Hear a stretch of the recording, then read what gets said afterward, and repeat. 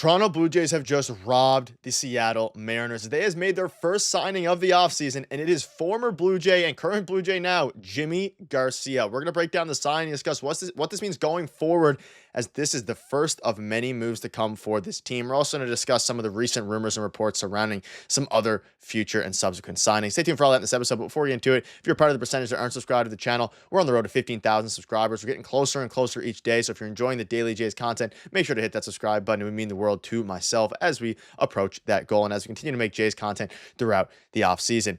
All right, ladies and gentlemen, there's a lot to go over today. I was actually on live stream when this news broke, and I thought I was getting trolled by the chat because, people tend to do that. But no, it is true. The Blue Jays have signed Yimi Garcia to a deal, and it is a 2-year, $15 million deal.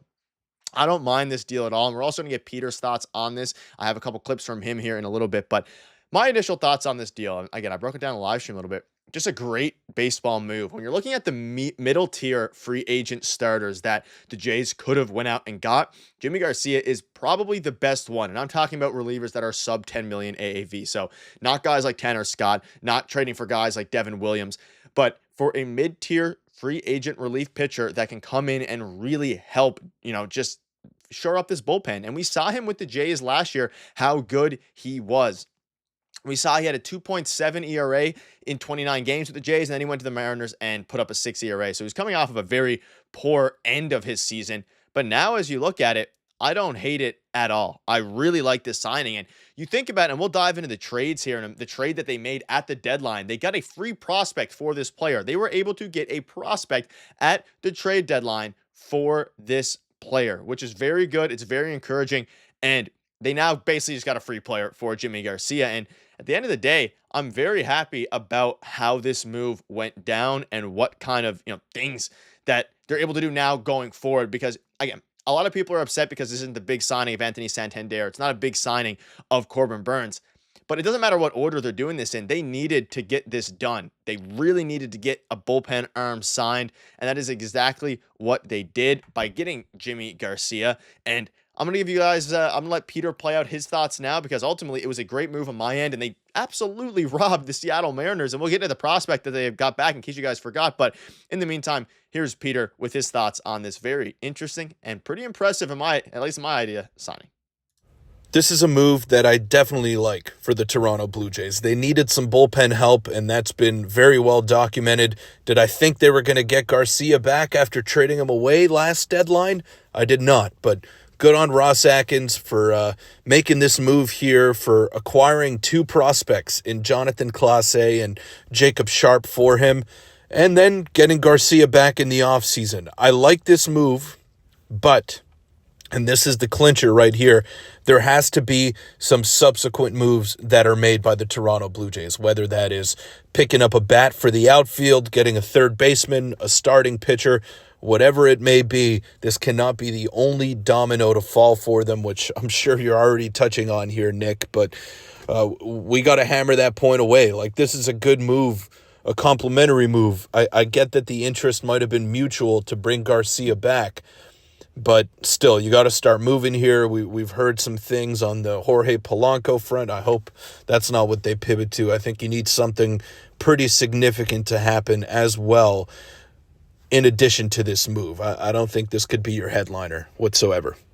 Yeah, ultimately, I think this has to be the first move of other moves to come. I think they need to go out and, even in the bullpen front, I don't think they can be done with this bullpen. They're obviously going to be signing a couple of other players that are not quite as good as, you think about, Yimi Garcia and how good he's been. They're going to be signing other guys as well. It's not just going to be Yimi Garcia that they're signing. They're going to sign other guys like Jose Leclerc, perhaps, is another name that's on the free agent board. We know they've shown some interest in the past in Paul Sewald and players like that. So I think as they start to develop their relief pitchers, especially, then as they start to develop, obviously they're going to have a couple prospects in the system, but as they start to kind of figure out what the prospect system is looking like, maybe they can grab some relievers from there. But ultimately, like you mentioned, I think you can ask for a much better relief middle tier pitcher than Yimi Garcia. When you think about what they got back, they got Jonathan Clase and Jacob Sharp, but especially for Jonathan Clase here, he was a top before he graduated this past season. He was the number 8 prospect in the Toronto Blue Jays system, and they were able to get a number 8 prospect for a pitcher in Yimi Garcia, reliever, who wasn't going to do anything for the Jays this year because we know the Jays weren't competing. We all know that. That's obvious.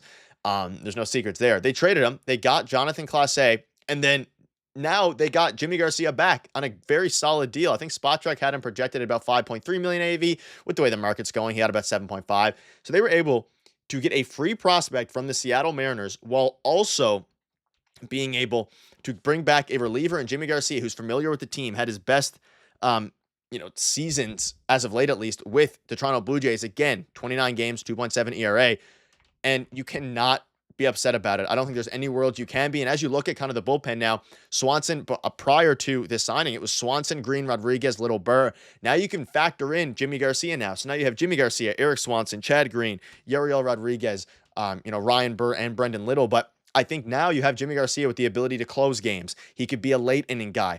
I don't think Yimi is a phenomenal closer. I think maybe you factor Chad Green in there. There's just a lot of ways that they can go about this now, especially given the fact that, hey, they're starting to figure out their bullpen a little bit. And this move needed to be done. It needed to be done one way or another because, obviously you'd rather see them sign a guy like Corbin Burns or Anthony Santander first because then, and then you build a bullpen after. But that's not necessarily how it always works. They wanted to lock down the bullpen arm. They needed to no matter what.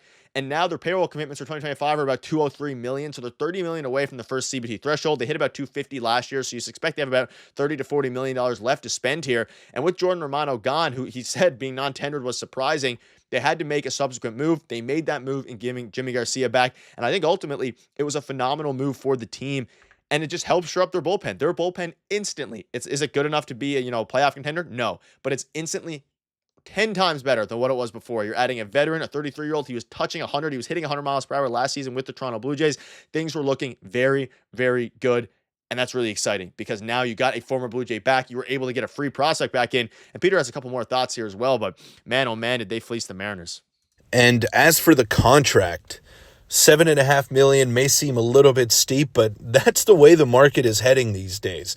Nothing is cheap anymore, whether it's in real life or whether it's in baseball life. Nothing comes cheap. Nothing comes easily anymore. So Yimi Garcia may be a little bit hefty for him, especially with some of the injury concerns that he had towards the end of his tenure in Seattle. But hey, you're getting a high leverage arm for $7.5 million over 2 years. I don't think people should be complaining about this. The only cause for complaint is if they don't do anything else. So 2 years, $15 million, $7.5 million per. I don't really have an issue with that. You still have around $30-ish million to spend in accordance with your luxury tax figure that you have set. So the Jays have some flexibility there, and I would not be shocked if they go over. They may have no choice but to go over if they want to be competitive going into next season, because if we look at Corbin Burns, he's probably going to command $30 million.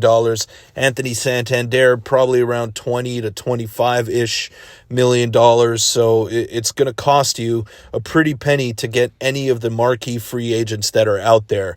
So whether it's Burns, Fried, Santander, whether it's Seiya Suzuki on the trade market, you're probably going to need a little bit more than $30 million to address all of the holes on your roster. But getting a high leverage reliever who has had a great track record at the big league level for $7.5 million, I don't think that's a bad start whatsoever.